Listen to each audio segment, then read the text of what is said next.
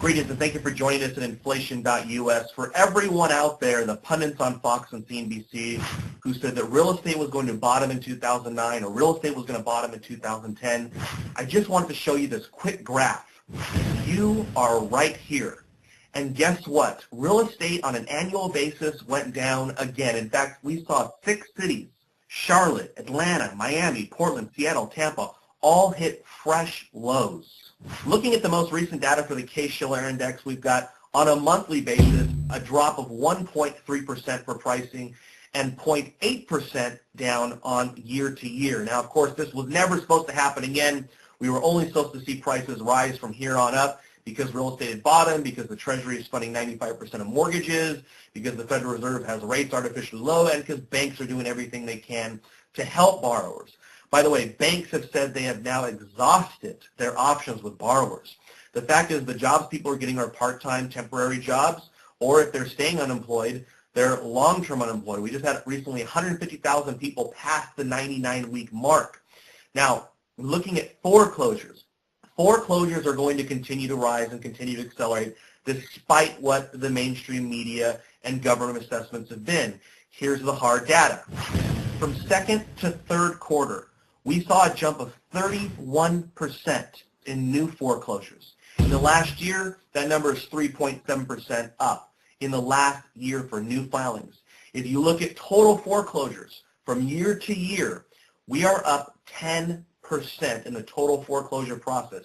Now again, I have to remind everyone, the worst was supposed to be in 08, was supposed to be in 09. We are seeing things accelerate, and we believe at the National Inflation Association that as we enter deeper into this inflationary depression, the housing market, the decline, the foreclosures, unemployment, that will continue to accelerate as we see prices rise.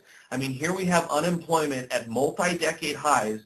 We had 150,000 people just drop off the 99-week unemployment status, and we're seeing gasoline at 2-year highs. We're now over $3. We got the Shell executive, the former executive, saying yesterday that he thinks we're going to see gasoline by 2012 over $5. Now the big news today, and everybody's excited about jobless claims. Initial jobless claims finally falling below the seasonally adjusted number of 400,000, down 34,000 from last week. Bravo to the media. Hopefully this encourages everybody to go out and get those New Year's sales and fully enjoy their next shopping experience. Now here's the real data and why we are certain we are in an inflationary depression. Real initial jobless claims are devastating. They weren't down 34,000 seasonally adjusted. The real hard straight data, up 25,000. And we don't take that 25,000 and add it to the seasonally adjusted number. So it wasn't 400,000 last week, and it wasn't 450,000, it wasn't 500,000. It was 521,000 people. Meanwhile, gold, silver, oil, the commodities index, the Dow Jones, all at 2010 highs. In our opinion, 2010 was a confirmation year. Are we going to have deflation? Are we going to have inflation?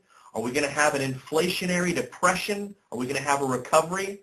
In our opinion, it is a confirmation year that we are in an inflationary depression. Look at the numbers. Main Street continues to melt down, while Wall Street continues to melt up.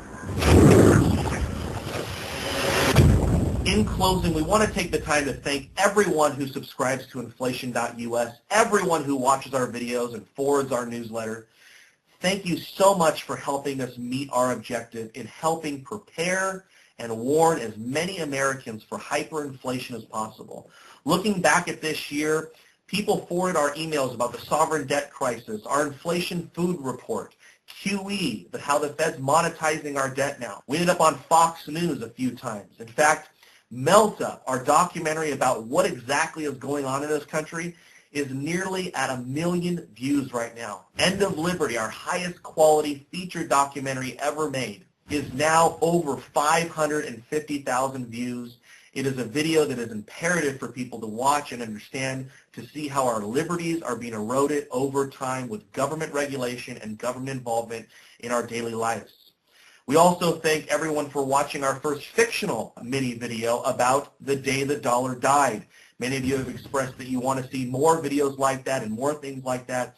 We really appreciate all the feedback. We do our very best to get back to every single individual, and we just thank you so much for your help, and we promise you we will continue going forward doing our very best, putting out the quality videos, quality newsletters that you have come to expect.